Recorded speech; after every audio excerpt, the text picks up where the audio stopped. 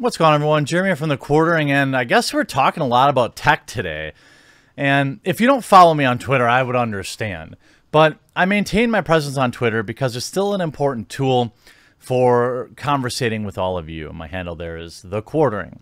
I've gone through several shadow bans, which seemingly was lifted without any explanation. I'm happy to do so because Twitter is still a vital way to get information and to share stories. One of the biggest, I would say, gripes about Twitter is how they unevenly enforce certain rules. And whether that's the bannings of certain people or suspensions, I myself have run into several times where, I can get in trouble for a joke with somebody who's in on the joke. Especially if that person is trans, for example. It's such a weird, how do you say, it's like a fluid enforcement. It's whether they like you. If you have the right opinions and you say something wrong, you're fine. I mean, look at what people like Tom Arnold and what's that other Z-list celebrity who had the head, Kathy Griffin, right? If you have the right beliefs, you can say almost anything and do almost anything on Twitter. Now, this is an important precursor or a qualifier. I don't care what my viewers' leanings are, and I hope they don't care about mine. What I care about is equal enforcement. Now, Twitter obviously has a bias. We know this. But it's interesting to get some context for that bias. And over the weekend, Nick Monroe, who has been banned from Twitter, I'm not sure exactly why, dug up some interesting information on Twitter trust and safety employees. And it's pretty shocking stuff. And I'm going to go through it a little bit because I think it's important you understand, what we're dealing with here. How do I say it? I don't think you can expect somebody who has clear TDS to look at situations fairly and balanced. You're on the trust and safety team, but you then use that very same platform to post unhinged rants. I don't know if I'd be looking for that in an employee. I suppose if I were Jack Dorsey, I would. Funny thing is with Jack Dorsey, he was one of the final dominoes to fall when it came to Mr. Jones. But for the most part, his platform is a ridiculous living, walking, breathing hypocrisy in terms of their own rules enforcement. So let's meet Jen Clark. Now, please don't contact this person. I just think this is important that people watch this type of stuff, and I hope that you'll share it, in particular on Twitter and alternate platforms, because I wish it weren't this way. I wish that you couldn't constantly point to this kind of bias in big tech. We talked about earlier today with, they don't like a certain person's ads, so then they say they're hurtful, and all of a sudden, poof, they're removed. What a coincidence. That video, of course, suppressed and demonetized. Shocking. So Jen Clark, on Twitter's trust and safety team for the last 7 years, the director of trust and safety. This isn't just some pleb, all right? This isn't just some hourly wage cuck, at Twitter just trying to get a paycheck. You're talking about somebody in a very strong position of power. And a whole bunch of tweets are bizarre and unhinged. You may not be able to read some of these, but I can. How to reconcile with family and friends after the election. Her retweet. Nope, this is BS. This isn't just any election. I harbor no ill will towards my relatives as people. But I refuse to accept the willingness of some to perpetuate lies and ignore Trump's post-election behavior and ill-advised choices. Here she is posting a selfie at the Women's March. Something fine. Totally fine thing to do. You want to go stand around in the cold for selfies. I mean, let's be honest. That's what most of these people do this stuff for, is for the selfies and the Instagrams. You see retweeting Tim Federal. Retweet if you haven't said the phrase President Trump. Absolutely refuse to do it. 45 or Trump. Opinion. Trump must be impeached. Yeah, that's cute. You know these marches are explicitly against you incompetence and misogyny. Replying to the president.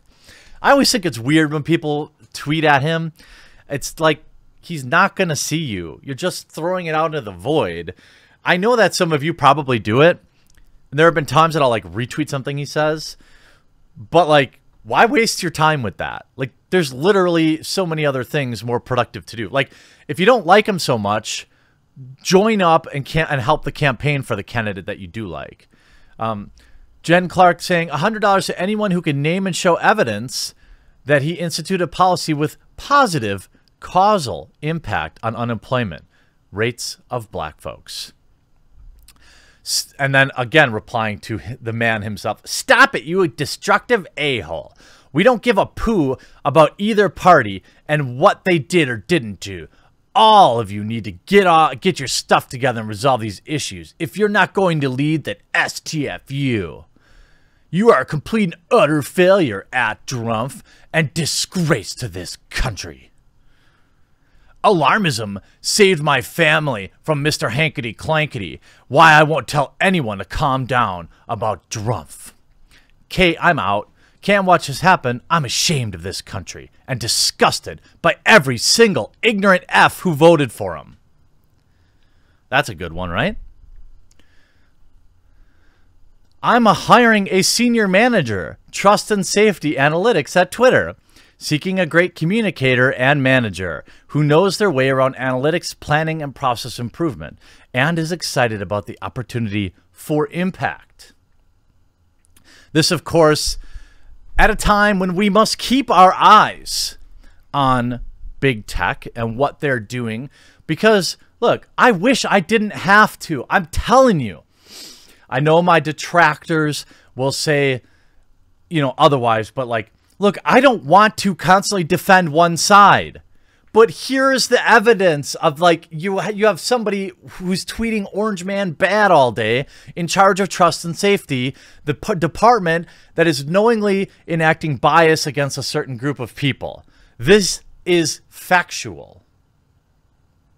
I wish there was evidence to the contrary, because simply being moderate, well, you'll seem far right compared to somebody like this. Here's more. Meet Yoel Roth, a manager with trust and safety. He's openly progressive, by the way, totally fine, and has attacked Mitch McConnell numerous times, calling him the R word. Mitch McConnell has had no issues with Twitter enforcement in the not-so-distant past. Here's Yoel Roth. Twitter manager, trust and safety. Twitter senior product trust.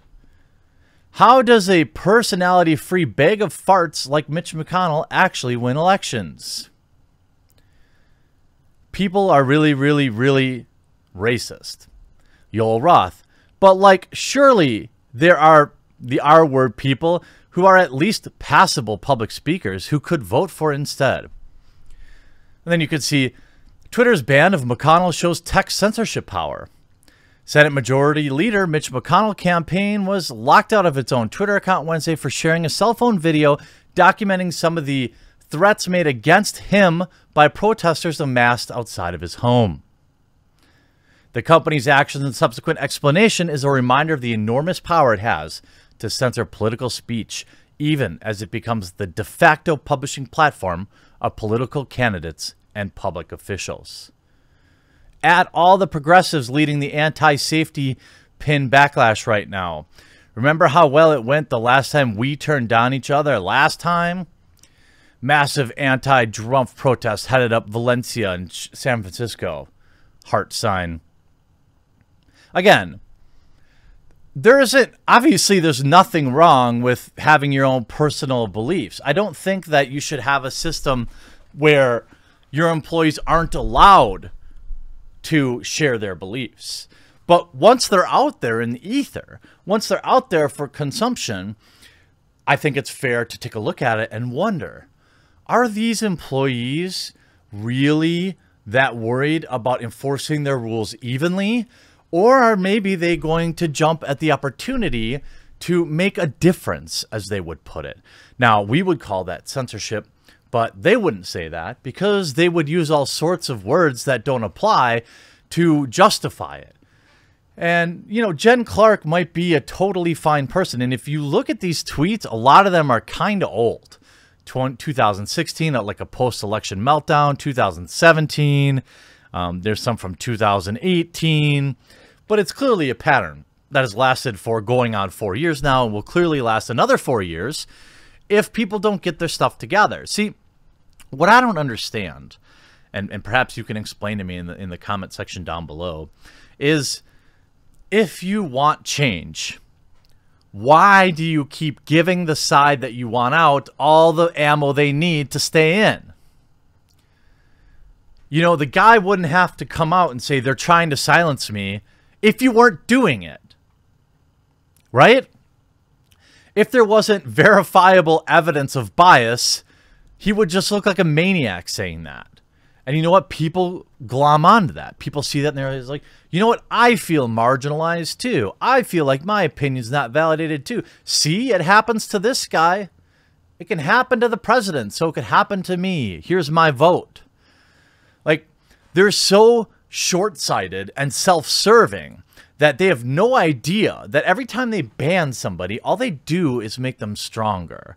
Eventually, sure, maybe they'll fade away, but it's not as if the entire world won't rally around that for a couple of weeks and a couple of new people will pop up in their place.